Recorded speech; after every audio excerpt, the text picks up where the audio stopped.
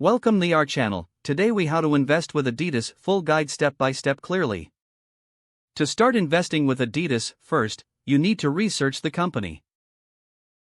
Understand Adidas's business model, product lines, and market position. Review the company's financial statements to assess profitability and growth. Examine recent news and market trends related to the sportswear industry. Create a brokerage account if you don't already have one. Choose a reputable brokerage that offers stock trading. Fund your account with the amount you plan to invest.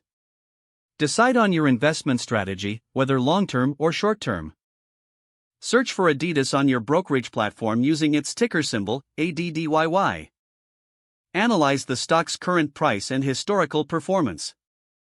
Consider placing a market order for immediate purchase or a limit order for a specific price. Review and confirm the details of your trade before execution. Once you've made your purchase, track the performance of your investment regularly. Stay informed about Adidas's earnings reports and marketing initiatives. Be prepared to adjust your strategy based on market conditions and company performance.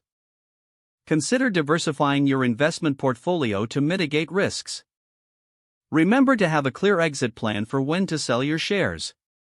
Engage with investment communities or platforms for additional insights. This knowledge will help you make informed decisions about your Adidas investment. Monitoring your investment is key to achieving your financial goals. Staying disciplined and updated will improve your chances of success in the stock market. If the page does not load, refresh the browser or try again in a private or incognito window.